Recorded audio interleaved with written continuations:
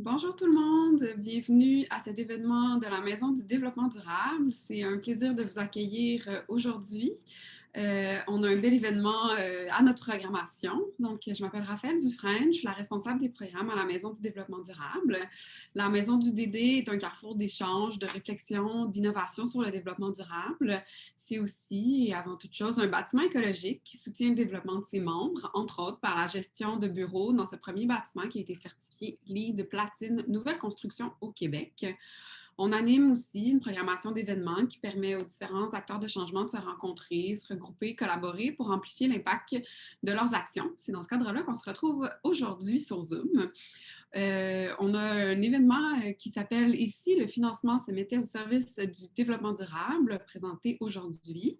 La durabilité, les facteurs environnementaux, sociaux et de gouvernance, qu'on appelle les facteurs ESG, sont de plus en plus connus, de plus en plus populaires dans le milieu des affaires. Ils sont assez répandus, surtout dans les domaines de l'investissement et du placement, mais aujourd'hui, notre panel va l'aborder sous un autre angle, sous plutôt le milieu de l'investissement. Donc, comme je disais, on est sur Zoom, mais on est également sur Facebook, sur la page de la Maison du développement durable. Je le mentionne parce que peu importe sur quelle plateforme vous êtes, on vous invite à écrire questions, impressions pour qu'on puisse échanger avec nos panélistes vers la fin de l'événement. Avant de débuter, je veux remercier nos précieux partenaires de la Maison du développement durable, Hydro-Québec, qui est partenaire principal de la programmation, et la Ville de Montréal.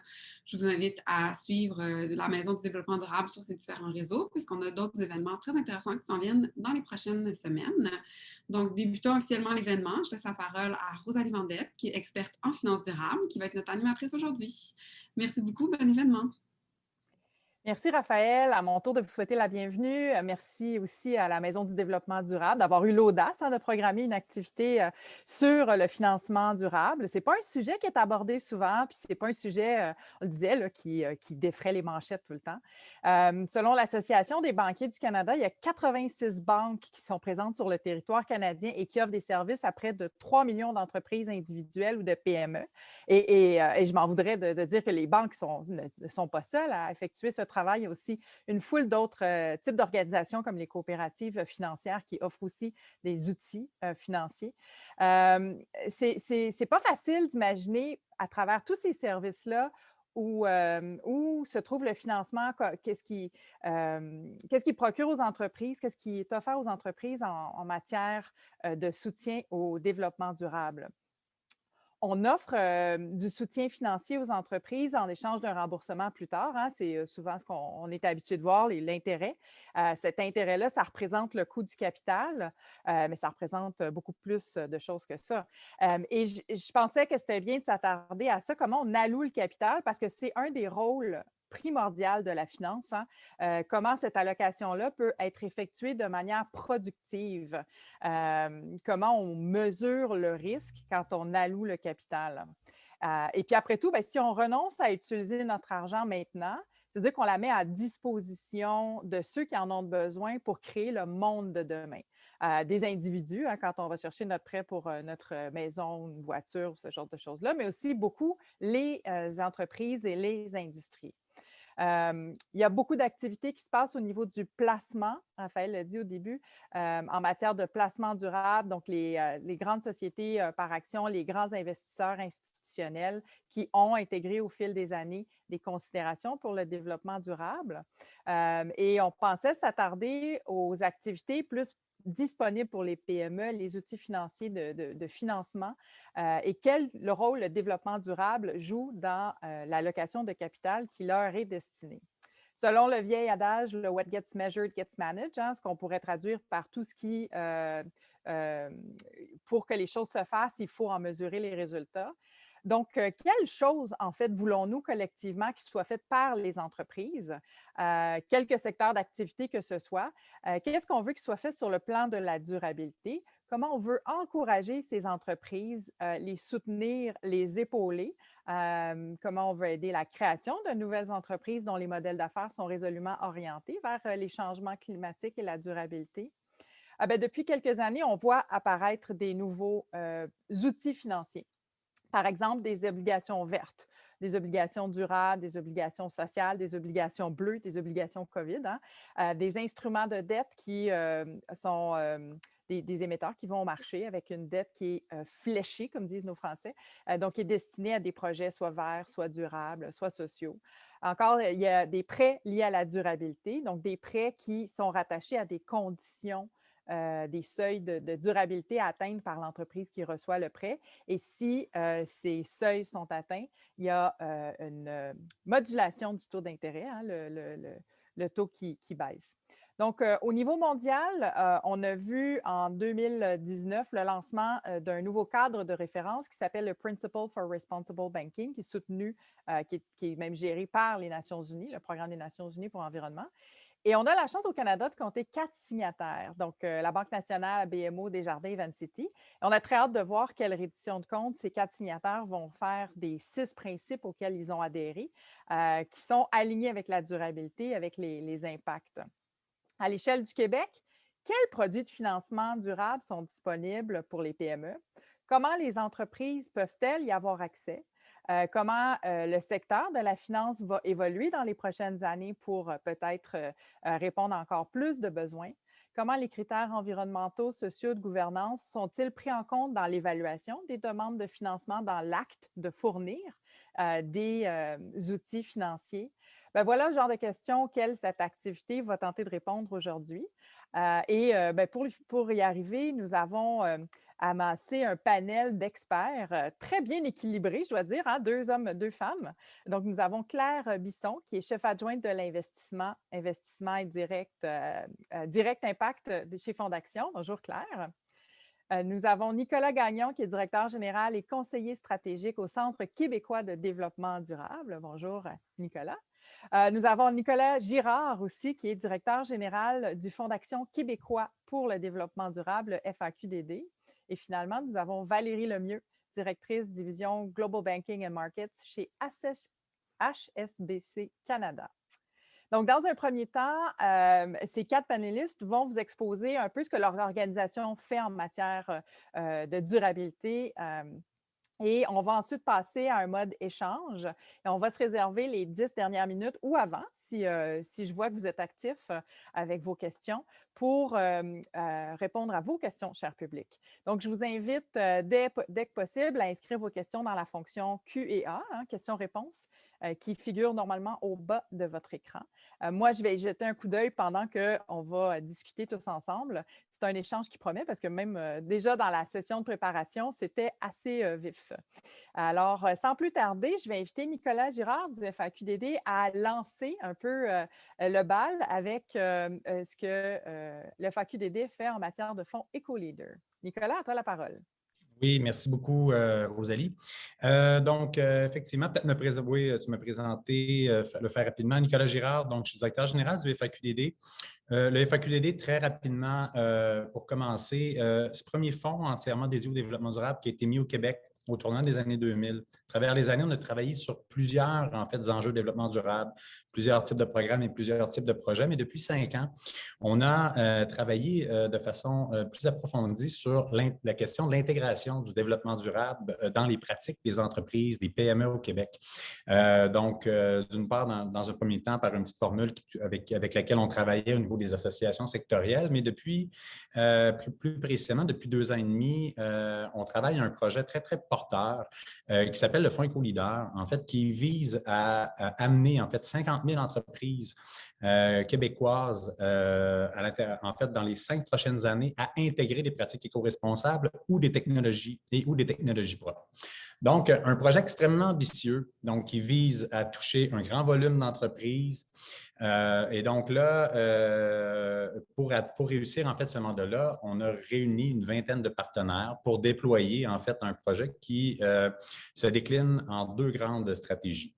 Un fonds de 18,5 millions qui aide les entreprises justement à embaucher un expert. Donc, on paye 50 en fait là, des coûts en fait, liés à l'embauche d'un expert qui va aider une entreprise à faire une analyse préalable à l'intégration de technologies propres. Donc, je suis un entrepreneur, j'ai de l'intérêt pour une technologie propre. Il y a quelques options sur le marché, mais je ne sais pas où me diriger. Donc, il y a la possibilité de venir chercher des fonds chez nous pour justement préparer le terrain, évaluer justement le réalisme en fait du projet. Et donc, l'idée, c'est d'amener les entreprises, donc un financement, je dirais, de démarrage, ou un financement qui peut aider aussi à l'intégration plus concrète de pratiques éco-responsables. Donc, mais avec des financements qui sont quand même, somme toute, modestes. Là, ça peut aller d'aide financière de 2 000 $ jusqu'à 50 000 $ pour un projet en technologie propre. Donc, ce qui est offert chez nous, c'est de la subvention. C'est une possibilité de travailler aussi sur, là, je donnais un exemple en technologie propre, mais c'est la possibilité aussi de travailler sur plein de pratiques éco-responsables pour lesquelles c'est peut-être plus difficile d'aller chercher du financement en ce moment. Ça peut être de travailler en analyse de cycle de vie, à l'éco-conception, donc une entreprise qui veut tester en fait l'éco-conception sur une de ses chaînes de produits. Donc, une aide en fait aux entreprises pour pouvoir se mettre en action. On le sait, là, on a travaillé, j'avais 5 minutes, hein? Rosalie, c'est tout ça? C'est bien ça, hein? Oui. Oui. OK. Donc, on avait comme enjeu, parce que comme on avait travaillé sur cet enjeu-là pendant quelques années, on se rendait compte que les entrepreneurs au Québec nous disent, on se rend compte qu'il y a de l'intérêt pour, en fait, travailler sur les enjeux de développement durable. Par contre, les entrepreneurs nous disent on manque de temps, on manque de ressources et on manque d'expertise, souvent à l'interne pour le faire. Donc, le Fonds Éco-Leader vient vraiment aider les entreprises à se mettre en action. Donc, de ce côté-là, donc le fonds de 18,5 millions nous permet de le faire. On a une deuxième grande stratégie, comme je vous le mentionnais tantôt. Je vais y aller un peu plus sommairement. On a un partenaire du Fonds Éco-Leader aussi autour de la table du panel, donc mon collègue Nicolas Gagnon, qui a la responsabilité, lui, d'animer un réseau d'agents, en fait, qui justement a été mis en place pour aider les entreprises à trouver, donc à identifier des enjeux qui peuvent être pertinents pour améliorer leur compétitivité et leur bilan environnemental, des experts, les orienter vers des experts qui peuvent justement les aider à se mettre en action et des programmes de financement. Là, pour le reste, peut-être Nicolas pourra le détailler un peu plus profondément, en fait, cet élément-là. Donc, le topo est là pour le Fonds Éco-Leader. Aide au démarrage, de faire le pont. On veut toucher toutes les entreprises. Une entreprise qui a déjà entamé une démarche de développement durable qui veut aller plus loin sur un aspect, que ce soit en éco-conception, que ce soit évaluation de la gestion de ces résidus de production pour voir s'il y a un débouché. Et on s'adresse bien entendu aux entreprises qui démarrent. Donc, il n'y a pas de complexe à avoir. Donc, si vous avez une idée, vous voulez débuter quelque chose, donc, avec le réseau d'agents qu'on a mis en place, avec le type de financement qu'on vous offre, donc il y a une possibilité là, vraiment là, de pouvoir démarrer là, une démarche en développement durable là, en collaborant avec nous au niveau du Fonds Éco-Leader. Donc, une belle invitation pour les entreprises qui sont en démarrage, puis vous avez de la suite des idées puis des belles ambitions. Justement, oui. Allons vers votre partenaire, allons vers Nicolas Gagnon du CQDD pour voir on reste dans la continuité, quel beau travail est effectué par le CQDD. Oui, nous, au CQDD, contrairement aux autres invités, on n'est pas un gestionnaire de fonds. On est un OBNL autonome qui déploie des chantiers pour favoriser l'intégration des pratiques de développement durable dans les organisations. Donc, un de nos principaux chantiers, c'est le Fonds Éco-Leader, l'animation du réseau d'agents. Mais le financement responsable est un de nos chantiers. À côté de ça, on offre des services conseils. On a eu l'occasion d'accompagner 700 organisations au Québec. Et nos projets de structure, on les travaille avec un réseau de 80 partenaires. Donc, nous, présentement, il y a 3 chantiers qu'on met de l'avant pour favoriser le levier financier en appui à l'adoption de pratiques d'affaires éco-responsables. Le premier, c'est tout l'appui à l'adoption de pratiques de financement responsable par les organismes de développement économique. En fait, on a publié à la fin janvier dernier un guide de financement responsable pour les organismes de développement économique régional, donc les organismes régionaux qui sont en soutien aux entreprises. On a travaillé ça avec plusieurs partenaires du milieu de la finance et des acteurs qui sont dans des organismes de développement économique régionaux. Et l'objectif, c'était de créer un outil de référence pour faire en sorte que ces acteurs-là économiques qui sont dans toutes les régions du Québec aient soit un nouvel éclairage peut-être un petit peu plus concret sur la démarche à mettre de l'avant pour faire une réflexion et avancer en termes de pratiques de financement responsable, donc l'intégration de critères de développement durable ou de responsabilité sociale, de proposer une démarche, des critères, différentes catégories de critères de développement durable et différentes modalités financières. Et avec ça, de présenter des exemples inspirants au Québec qui se fait déjà dans des organismes comme des organisations comme PME Montréal ou Promotion Saguenay, par exemple. Et ces organisations-là peuvent sembler négligeables par rapport à l'impact qu'ils peuvent avoir en matière de financement, parce que c'est des petits acteurs souvent qui offrent des subventions de 10 000 à 20 000 ou encore des prêts qui sont de 5 000 à 150 000 $. Mais c'est des acteurs extrêmement importants dans la mesure où ils sont plus de 175 au Québec et c'est une aide financière qui, chaque année, est supérieure à 200 millions de $.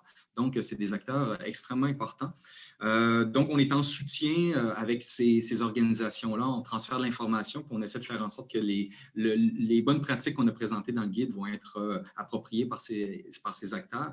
Le deuxième chantier, très rapidement, c'est toute la documentation des programmes de financement provinciaux et régionaux qui peuvent faciliter l'adoption de pratiques d'affaires éco-responsables. Et ces programmes provinciaux-là sont mis en lumière sur le Fonds Éco-Leader, sur le site web du Fonds Éco-Leader. Donc, avec un outil qui est en ligne, permet à une entreprise qui veut aller de l'avant avec des mesures d'efficacité énergétique ou une démarche stratégique de développement durable, de trouver d'autres financements que celui du Fonds Éco-Leader, qui est quand même très intéressant, mais qui peuvent parfois être complémentaires à l'offre de financement du Fonds Éco-Leader. Et là, on a documenté récemment 47 programmes régionaux qui peuvent être complémentaires, encore une fois. Donc, ne sont pas encore mis en ligne, mais vont l'être dans les prochaines semaines. Donc là, c'est un autre levier qu'on a pour rendre l'information disponible. Et le troisième chantier, c'est tout l'appui au réseau d'agents du Fonds Éco-Leader, dont on a le mandat de coordonner, d'animer avec de la formation, du soutien, des conseils. Et ces acteurs-là, qui se déploient dans toutes les régions du Québec, les 18 agents, ont comme mandat d'informer les entreprises sur les aides financières qui sont disponibles pour répondre directement à leurs besoins. OK. Fait que guichet unique, j'ai une organisation que je démarre, je ne sais pas où aller. D'abord, je vais sur le fonds. Oui, c'est ça, le site web du Fonds Éco-Leader. Et là, j'ai un guichet unique, plein d'informations qui est disponible et j'ai l'accès en plus à une foule de programmes dont le Fonds Éco-Leader. Et là, moi, j'ai mon entreprise et je la développe et tout va bien. Maintenant, je veux aller plus loin et mon entreprise est florissante et elle veut continuer son développement. Je vais marcher mon entreprise jusqu'à Claire, à la Fondation. Explique-moi donc, Claire, qu'est-ce que tu m'offres? En fait, d'abord, pour bien vous situer, Fonds d'Action, c'est un fonds d'investissement de 2,6 milliards d'actifs nets. On compte un peu plus de 177 000 actionnaires.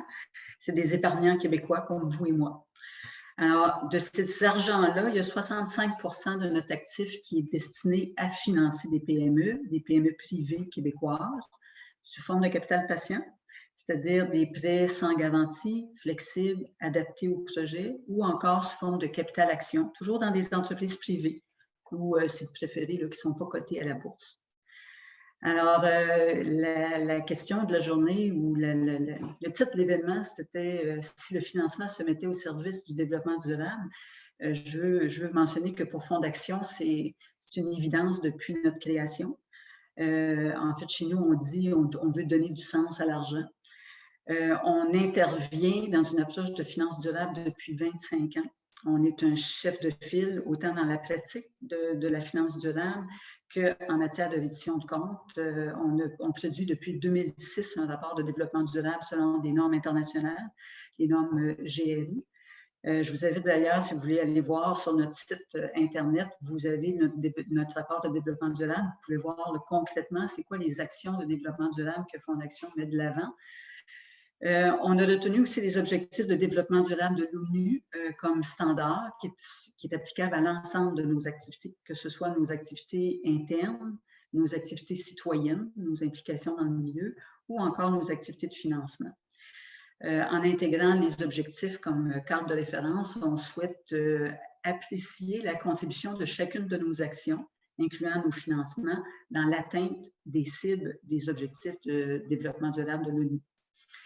On est donc un précurseur en développement durable. On l'a été. On devient maintenant le premier investisseur institutionnel à créer une équipe entièrement consacrée à l'investissement d'impact au Québec. C'est plus spécifiquement mon mandat. Alors, notre mandat, c'est de financer et d'accompagner des PME, toujours des PME qui sont non cotées à la bourse, afin de générer un impact social, environnemental positif et mesurable, et un rendement financier, bien sûr, pour nos actionnaires. Rapidement, simplement, pour expliquer la différence, la finance durable, ça prend en compte des critères extra-financiers comme des critères environnementaux, sociaux et de gouvernance, qu'on appelle les ESG, vous en avez parlé tantôt. Ces trois dimensions-là visent à mesurer la durabilité, le niveau éthique d'un financement qu'on fait dans une entreprise. L'investissement d'impact, lui, se différencie parce qu'on a une intention, par l'intention du financier, de se consacrer à des thèmes pour lesquels on s'attend du rendement financier, mais qui répondent aussi à un impact social ou environnemental. Donc, on va viser des thèmes et on va mesurer notre impact. Chez Fonds d'Action, nos thèmes, c'est la lutte au changement climatique, l'agroalimentaire durable, les villes et communautés durables et la santé et le bien-être. Quand on parle d'impact recherché, je vous donne un exemple très, très simple à comprendre. Quand on finance des entreprises qui sont actives dans le thème lutte au changement climatique, bien, par exemple, une des mesures qu'on va prendre, c'est la diminution des GES, tout simplement. Alors, en résumé, chez Fonds d'Action, la pratique de la finance durable, c'est depuis 25 ans. On est engagé dans la transformation positive de la société, de son économie, qu'on souhaite performante, plus inclusive, plus équitable et plus verte. Fait que pour nous, pour ce qu'on offre aux entreprises, c'est finalement un partenaire financier qui comprend les enjeux du développement durable.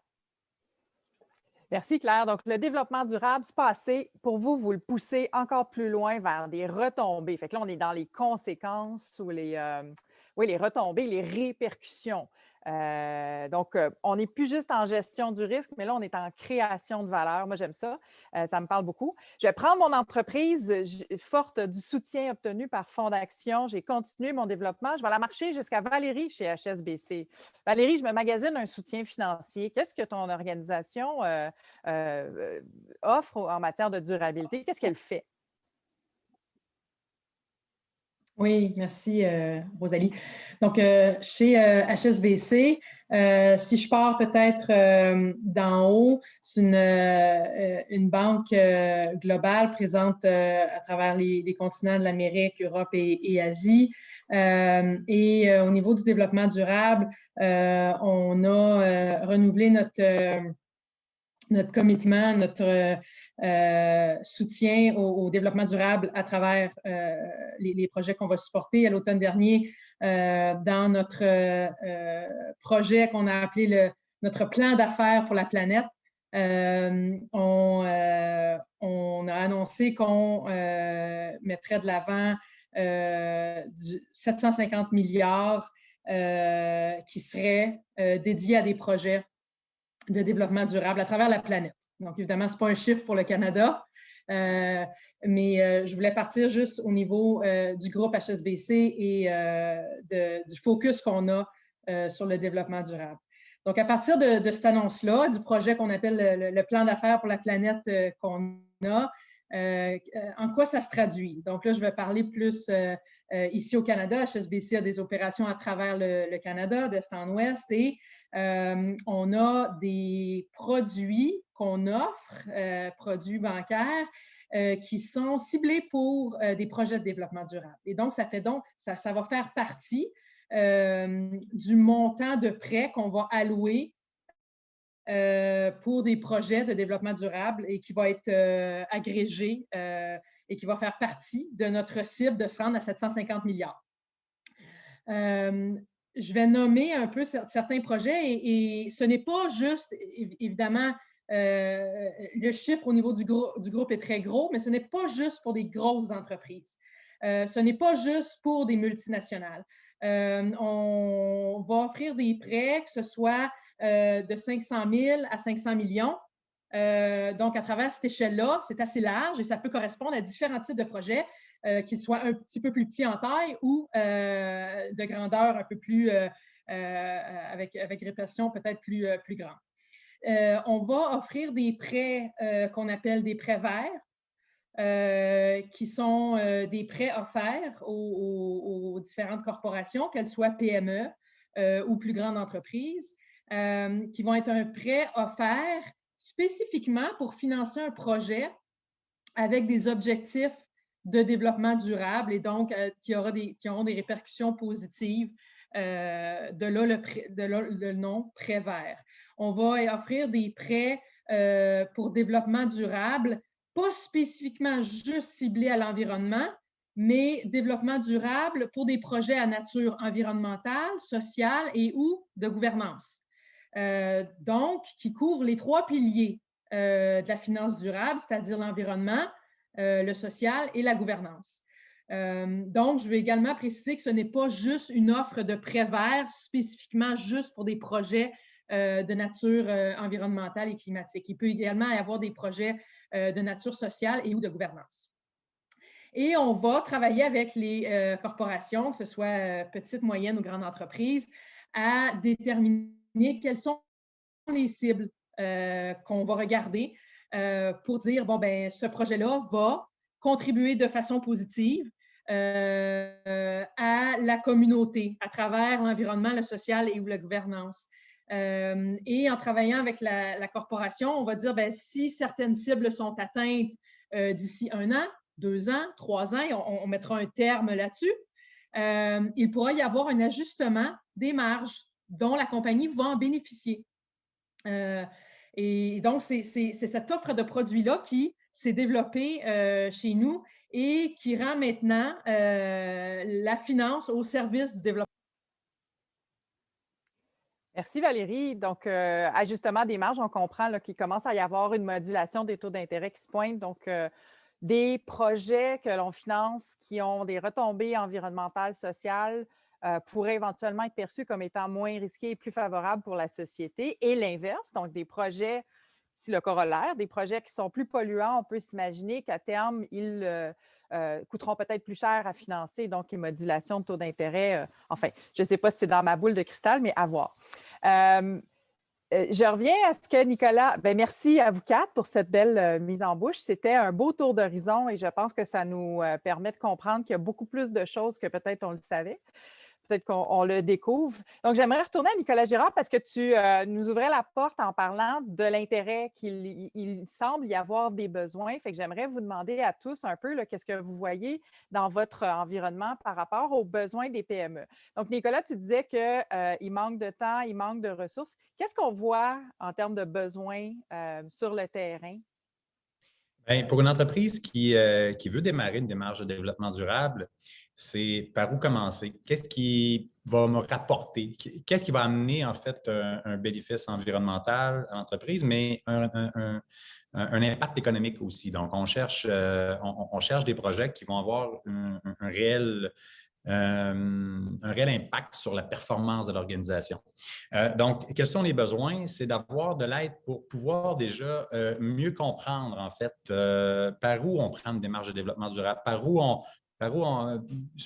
sous quel angle, en fait, sur quel enjeu on travaille peut-être dans un premier temps pour se donner confiance, puis avoir des résultats à court terme qui sont mesurables et pouvoir aller plus loin souvent par la suite. Au niveau du Fonds Éco-Leader, c'est juste un petit peu ce qu'on essaie de faire. Donc, y aller avec une approche qui est très, très ouverte, amener un bassin d'entreprise beaucoup plus grand. En fait, un bassin d'entreprise qui va s'intéresser en fait aux enjeux de développement durable. Il y a tout un écosystème l'écosystème d'expertise au Québec. L'expertise est là, elle s'est développée à travers les années et donc, c'est cette connexion-là entre l'expertise qui est disponible sur le marché et les besoins des entreprises que nous, on cherche à faire et on sent qu'il y a un besoin extrêmement important là, parce que d'aller chercher l'entrepreneur là, qui a des enjeux de main-d'œuvre, qui a des enjeux qu'il y a eu des enjeux de gestion de COVID en cours d'année et tout. Donc, l'amener à penser justement à améliorer son impact environnemental par ce développement durable, il faut arriver avec des solutions. Il faut être capable de l'orienter vers des solutions qui ont un intérêt, qui ont un potentiel de retour sur investissement à court terme, puis le mettre en fait en contact avec les experts et les programmes de financement qui peuvent qui peuvent l'aider à aller de l'avant. Donc, nous, c'est ce besoin-là, en fait, que nous, on perçoit et sur lequel on travaille en ce moment. Donc, ça cogne aux portes. Oui. Est-ce que ça cogne maintenant, oui, jusqu'à maintenant, c'est près de en un an et demi, là, c'est près de 300. On n'est pas loin de 300 demandes reçues. Ça touche près de 650 à 700 entreprises. Là.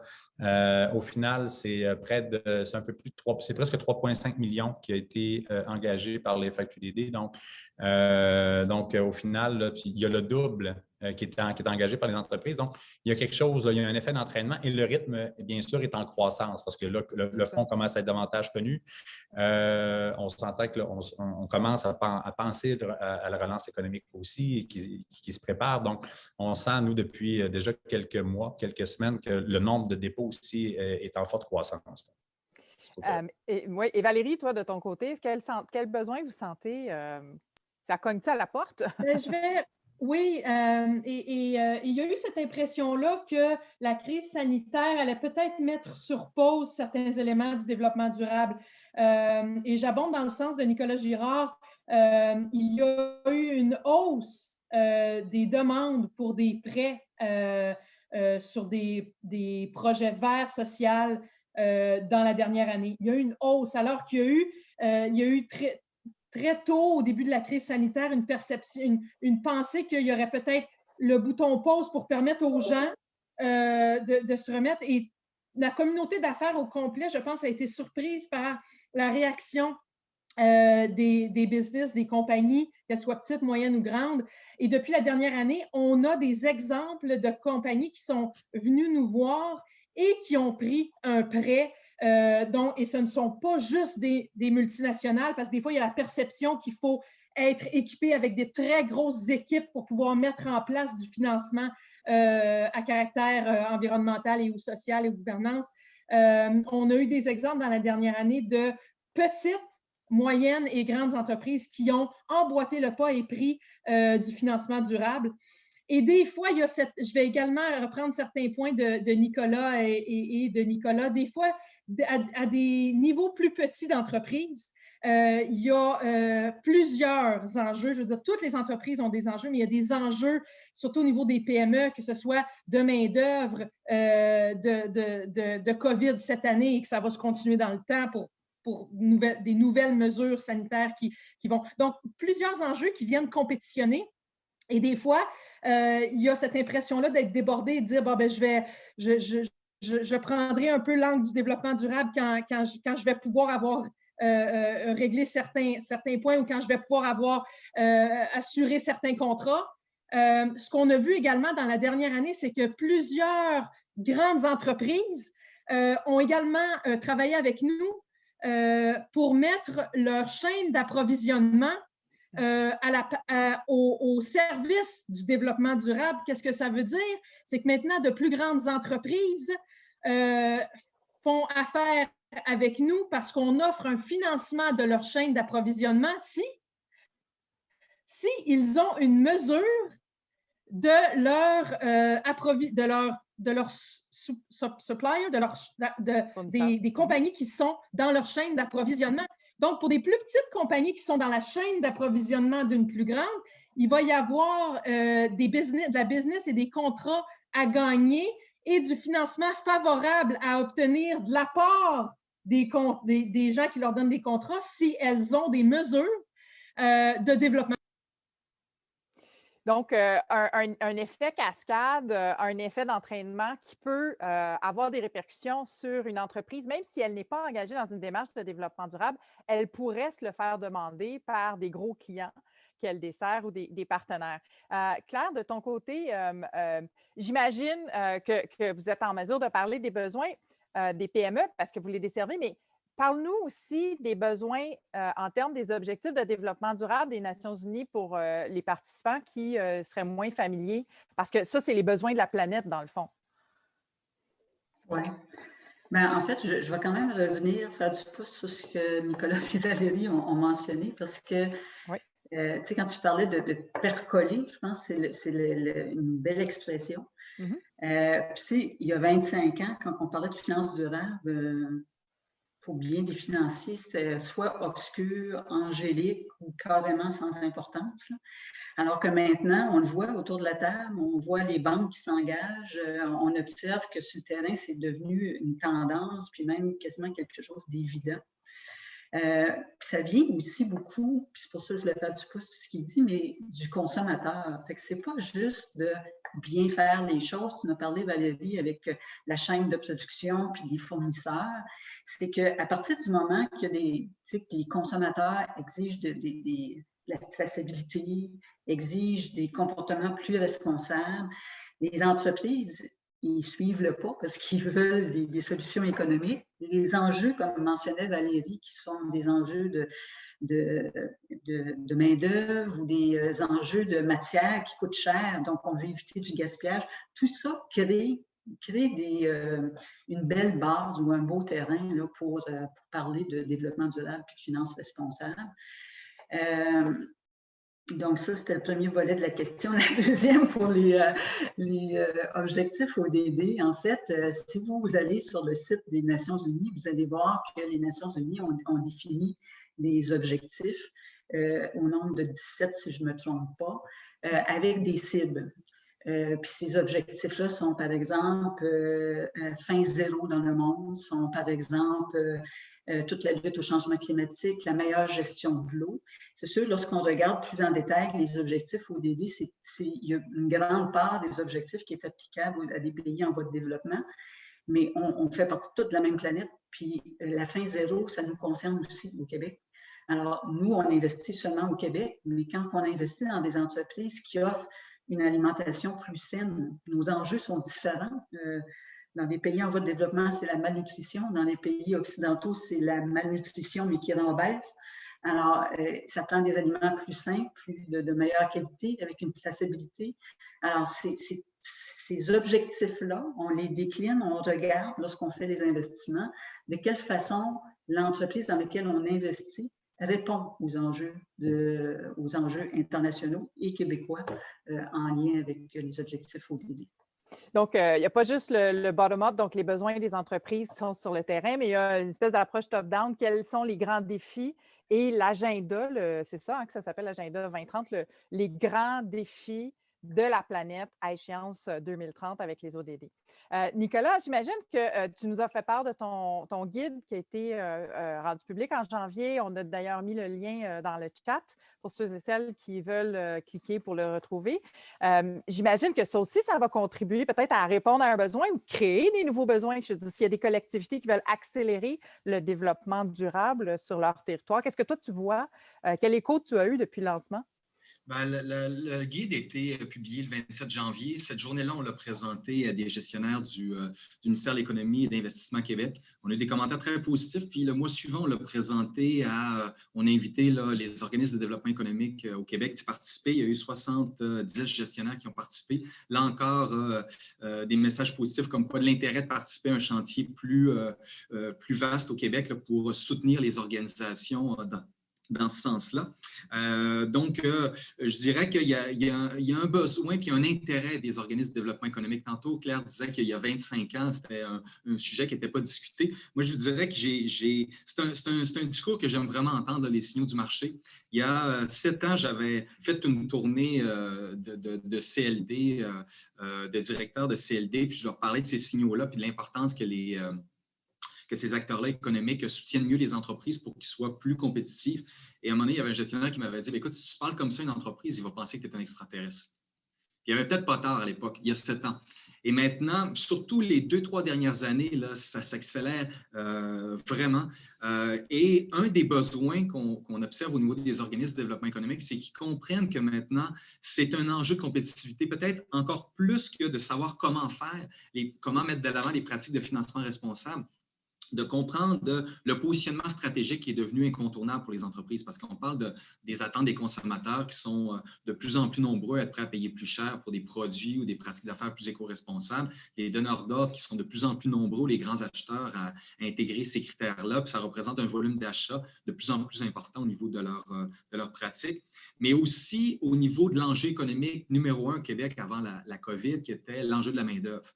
Et ça, il s'agit de voir là, le premier portrait 360 de la main-d'œuvre qui a été publié en février 2020, puis qui disait qu'un des 5 grands constats, c'était l'importance accordée aux travailleurs au Québec, aux professionnels, à la responsabilité sociale de l'entreprise et au bilan environnemental. C'est devenu un enjeu au niveau des milléniaux particulièrement, là, qui sont prêts à travailler pour un salaire moins élevé dans une entreprise qui est socialement plus responsable. On parle de 10 000 $ de moins annuellement de différence de salaire pour un emploi équivalent. Donc, c'est vraiment un levier d'attraction et de rétention de la main-d'œuvre qui est extrêmement important. Donc, tous ces signaux-là, puis également, évidemment, des bailleurs de fonds qui sont de plus en plus nombreux à intégrer ces considérations-là. Je pense que ça, il y a un enjeu là. Après ça, bien évidemment, là, il y a toute une question sur le comment. Je pense que le guide qu'on a publié va dans ce sens-là, mais développer l'expertise parce que c'est un exercice extrêmement délicat. Les besoins sont les mêmes que les entreprises au niveau de l'information, de l'expertise, du temps, mais aussi il y a un exercice délicat dans leur cas d'intégrer les critères de développement durable dans la mesure où ils ne veulent pas nuire aux projets entrepreneuriaux sur leur territoire. Souvent, c'est des acteurs de changement au niveau de la vitalité économique de leur territoire. Ils veulent contribuer à la création d'entreprises, ils veulent contribuer au développement des entreprises, puis d'intégrer des critères de développement durable, c'est quand même un niveau ça augmente la complexité. Puis déjà, c'est un exercice qui n'est pas évident. Donc, il faut qu'ils soient en mesure de s'y intégrer des critères, qu'ils soient en mesure de bien les gérer, et qui comprennent bien tout le spectre de possibilités par rapport à l'intégration des critères, où ça peut être un niveau très élevé comme le fait Fonds d'Action. Puis, d'un autre côté, ça peut être un critère, c'est d'avoir une politique de développement durable à la fin du remboursement du prêt, par exemple. Donc, il y a toute une panoplie, tout un spectre de possibilités. Et je reste avec toi juste quelques secondes de plus parce qu'on a une question qui a été posée par un participant sur Facebook qui dit qu'on a souvent l'impression qu'adopter des pratiques responsables, des pratiques durables, ça veut dire des dépenses additionnelles pour une entreprise. Donc, tu as fait état de certains éléments qui sont bénéfiques, l'attraction, la rétention, rester compétitif, répondre aux exigences des bailleurs de fonds. Peux-tu nous parler juste des coûts? Est-ce que c'est toujours des coûts additionnels? Ça coûte cher faire du développement durable? C'est intéressant parce qu'en fait, il y a la démarche stratégique qui peut être perçue de plus en plus comme un exercice de planification stratégique qui vient remplacer la planification stratégique traditionnelle puis qui intègre des considérations de responsabilité sociale. Dans ce sens-là, ça ne coûte pas plus cher que n'importe quel exercice de planification. Après ça, il y a des mesures qui sont reconnues comme ayant des retombées financières positives, là, toutes les mesures qui touchent l'efficacité énergétique, par exemple. C'est sûr qu'il y a des actions plus exigeantes, par exemple, de passer d'un emballage traditionnel à un emballage plus éco-responsable qui est fait à partir de matières recyclées. Va me demander de se creuser un petit peu plus la tête, mais en bout de ligne, c'est une attente des consommateurs. C'est un levier de positionnement. Je pourrais vous donner plein d'exemples d'entreprises que, en raison de ces pratiques-là, ils sont rentrés dans certains marchés nichés parce que leur emballage était plus éco-responsable, parce qu'ils y avait eux-mêmes des pratiques d'approvisionnement responsables. Et comme c'est, en particulier dans le secteur de l'agroalimentaire, comme ça devient un levier stratégique, en bout de ligne, ça se traduit par une plus grande rentabilité. Super. Je rebondis sur un des mots qui me permet de repartir, un des mots que tu as dit, les mesures, qui me permet de repartir sur une autre question parce que ça avait été un vif échange dans notre préparation. Puis ça revient dans les questions des participants, les indicateurs de performance, les mesures de performance, où on va parler en anglais des KPI. Là. Nicolas Girard, je te vois appeler du bonnet, fait que vas-y donc, lance-nous ça. C'est quoi les indicateurs de performance d'un financement durable? C'est sûr que la question de la compétitivité, puis je l'ai vu aussi, je l'ai vu pointer la question là. Puis honnêtement, est-ce que ça est-ce que c'est des coûts supplémentaires ou est-ce que c'est des économies de coûts? Avant de travailler sur le fonds éco-leader, je me faisais souvent poser la question. Souvent, j'avais même moi-même un doute des fois sur notre capacité à rendre ça vraiment comme un élément de compétitivité pour les entreprises. Puis pour avoir vu un gros volume de projets passer dans la dernière année et demie, je peux vous dire que honnêtement, les entreprises qui s'intéressent en fait aux enjeux de développement durable trouvent des façons justement d'aller chercher des économies de coûts importantes. Puis même la démarche intégrée de développement durable, souvent qui est un premier pas pour certaines entreprises, d'autres vont aller directement sur des actions. Mais peut-être la première étape, souvent, va amener le cadre, mais lorsqu'on va aller plus loin dans le processus, il y a moyen, comme tu le disais, Nicolas, de miser sur des objectifs d'efficacité énergétique, des choses comme ça qui vont amener clairement une rentabilité à l'entreprise. Donc, de ce côté-là, c'est ça. Fait qu'au niveau des indicateurs, ça me permet de faire le pont sur les indicateurs. Inévitablement, nous, dans le fonds éco-leader, une des choses qu'on va mesurer, c'est l'impact, donc le potentiel de rentabilité de la mesure puis du projet qui va être mis en place. Donc, ça, c'est un indicateur. On a des indicateurs économiques là-dessus. On a également des indicateurs au niveau de la performance environnementale des projets. Donc, qu'est-ce qu'on va aller chercher? Mais là, inévitablement, on a un programme qui est assez large. Donc, on va autant faire des démarches intégrées de développement durable qu'on peut travailler sur des enjeux d'efficacité énergétique, sur des enjeux de gestion de l'eau, ça peut être d'éco-conception, ça peut être des démarches en économie circulaire, donc je le mentionnais tantôt. Donc, qu'est-ce qu'on fait avec tel résidu de production? Donc, est-ce qu'il y a un débouché pour ce résidu-là? Est-ce que je peux le vendre? Est-ce que mon résidu d'entreprise que je paye, en fait, et lorsque je paye pour me débarrasser de ce résidu-là, est-ce que j'ai le potentiel de le vendre à quelqu'un? Est-ce qu'il peut être utile à quelqu'un? Donc là, il y a un gain économique aussi. Donc, des sources de revenus, il y en a. Il faut juste le faire de la bonne façon. Puis aller chercher les bons appuis, puis les personnes qui, justement, qui ont l'expertise pour nous amener vers les solutions qui vont avoir la rentabilité. Là. Et toi, Valérie, de ton côté, vous avez sûrement des indicateurs de performance? Oui, puis la question est bonne parce qu'il y a encore là, je pense, des fois des conceptions comme quoi il faut aller chercher des indicateurs de performance comme dire il faut que je réduise mes émissions de gaz à effet de serre de 10 % par année. Comment je vais faire ça si je ne m'appelle pas compagnie cotée en bourse avec des équipes pour mesurer ça? Une banque, comme je prends l'exemple chez nous, qui offre du financement à développement durable pour projets à caractère environnemental et ou social, les KPI dans le prêt peuvent être mixés. Alors, il ne faut pas seulement penser qu'il faut absolument trouver un projet qui a des KPI juste ciblés sur un type. Ça peut être un financement bancaire qui est pour des projets ou des cibles, certaines cibles environnementales et ou certaines cibles sociales. Par exemple, sur l'exemple de Nicolas Gagnon, certaines PME en région peuvent dire moi, mon projet a donné accès à de l'emploi et on a augmenté de temps le niveau d'employabilité juste en grossissant notre entreprise cette année.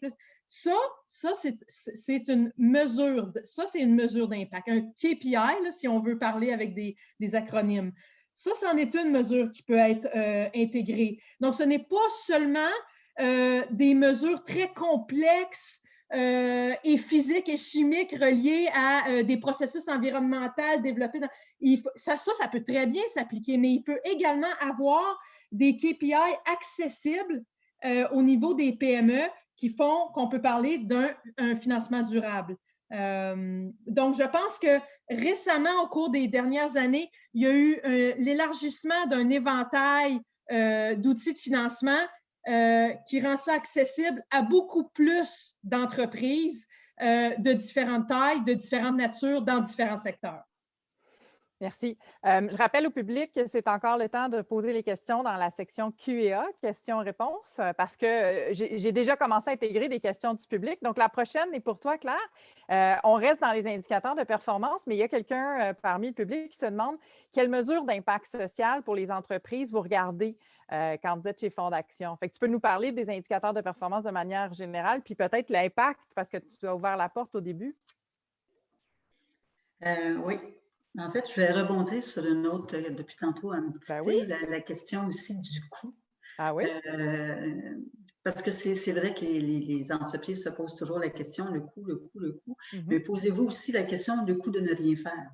Ah. Alors, ça, c'est un point important. Puis, ce que je peux vous dire, étant dans l'investissement dans le capital d'action des entreprises, les entreprises qui sont bien ancrées dans le développement durable ou impact ont des multiples, donc la valeur de l'entreprise est beaucoup plus élevée qu'une entreprise qui ne le fait pas. Fait que vous créez de la valeur aussi pour vos actions vont valoir plus cher, votre propriété va valoir plus cher. Fait que je voulais rebondir là-dessus parce que ça peut être un frein, c'est sûr. Nous, comme je le disais tantôt, il y a la finance durable puis l'investissement d'impact. Au niveau de la finance durable, en fait, tous les dossiers, lorsqu'on les regarde, on fait une analyse financière, mais on fait une analyse extra-financière.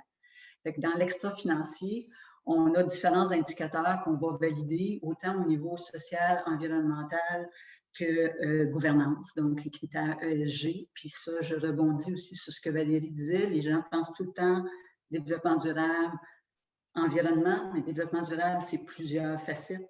Alors, il ne faut pas l'oublier. Fait que ça, c'est notre diagnostic. Puis notre diagnostic, autant financier qu'extra-financier, peut faire en sorte qu'on investit ou qu'on n'investit pas. Fait que c'est quand même une mesure d'entrée. Au niveau de l'investissement d'impact, ce que je mentionnais tantôt, lorsqu'on investit en impact, on a une intention. La différence entre l'impact et le durable, c'est qu'on a une intention.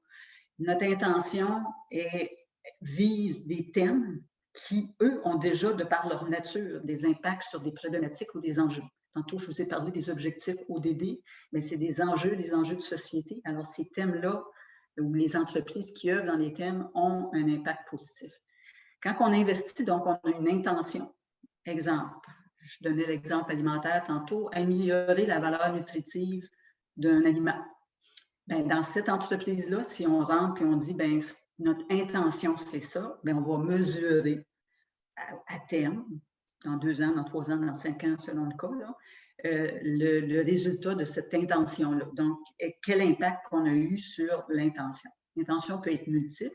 Puis pour répondre plus spécifiquement au social, je peux vous donner un exemple très simple dans les indicateurs. On regarde souvent tout l'indicateur de l'inclusion. Parce que chez Fonds d'Action, on veut une économie performante, verte, inclusive et équitable. Fait que dans les valeurs, dans nos valeurs, dans nos indicateurs, on va regarder l'inclusion. L'inclusion, c'est bien sûr le sexe, c'est aussi les races, bon, etc.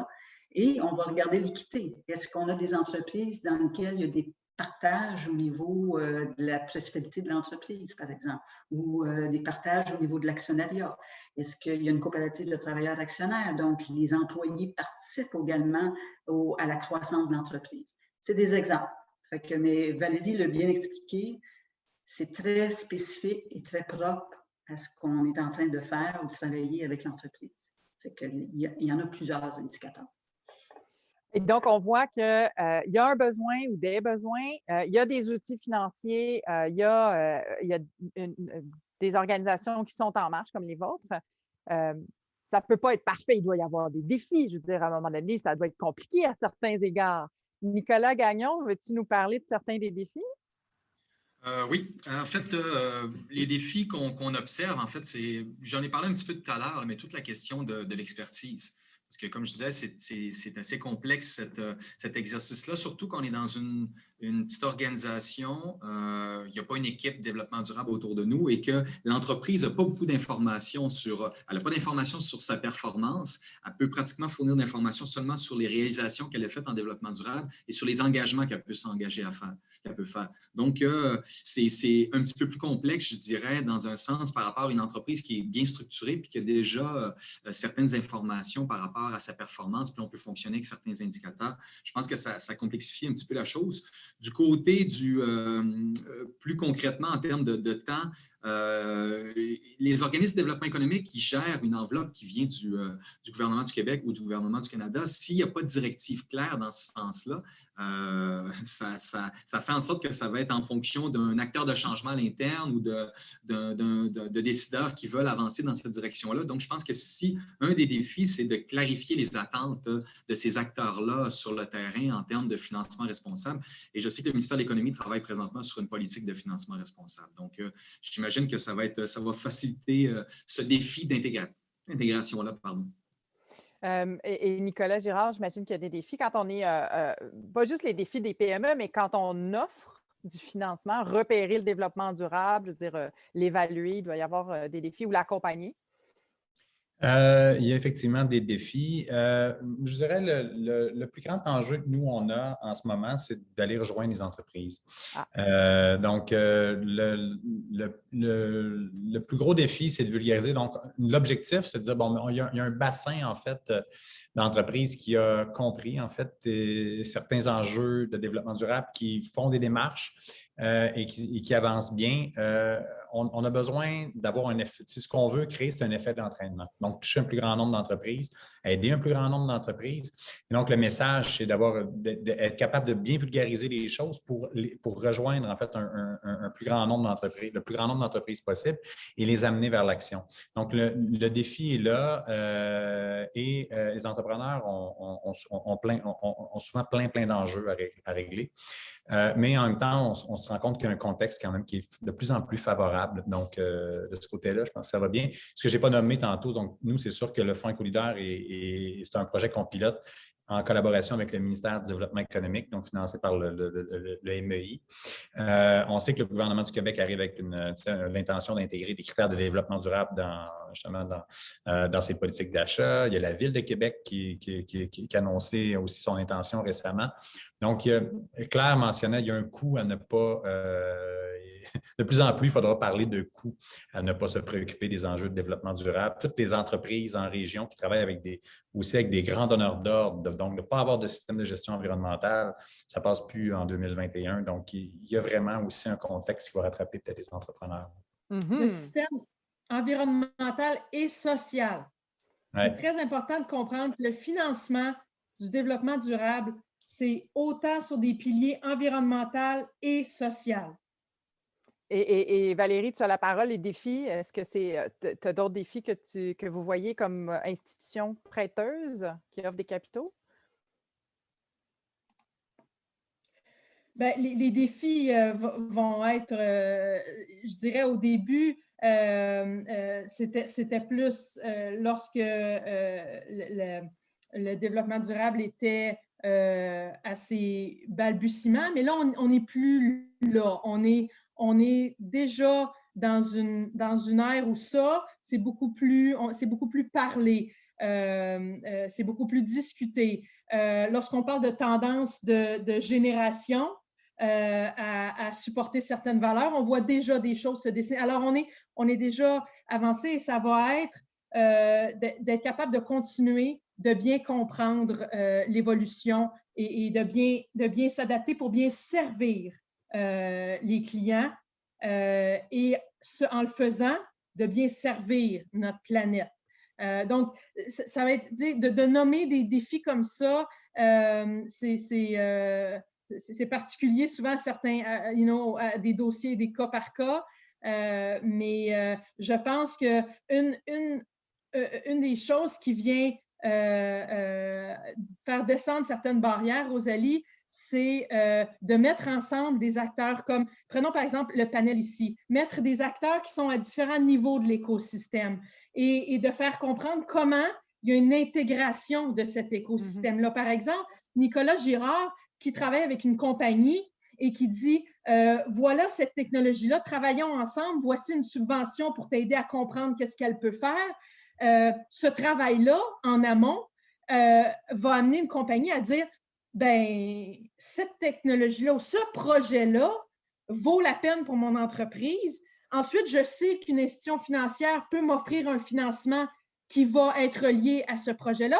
Alors, en évoluant comme ça et en étant lié dans l'écosystème, je pense qu'on offre globalement une meilleure offre aux entreprises et globalement à notre communauté et donc à notre planète. Donc, ça en est un défi où nous, en s'alignant mieux et en desservant mieux notre communauté,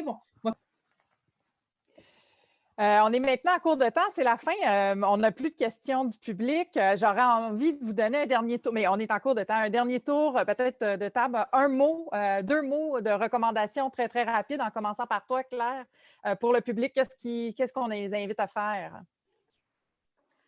Qu'est-ce qu'on invite le public à faire? Les recommandations, qu'est-ce que tu vois dans ta boule de cristal, mais 1 ou 2 mots? Agir. Oui, ça peut sembler compliqué, mais c'est pas si compliqué que ça. C'est comme n'importe quoi. Un éléphant, ça se mange une bouchée à la fois, je pense, c'est ça l'expression. Alors, puis Valérie le bien résumé, on est ici autour de la table, puis il y en a d'autres acteurs dans le milieu. On a des outils complémentaires.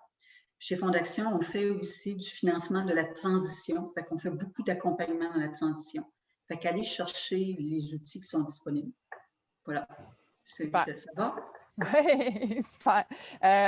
On n'a plus de temps, malheureusement. Donc, je vous invite. Non, c'est pas grave, c'est parce que la conversation, et on a répondu à toutes les questions.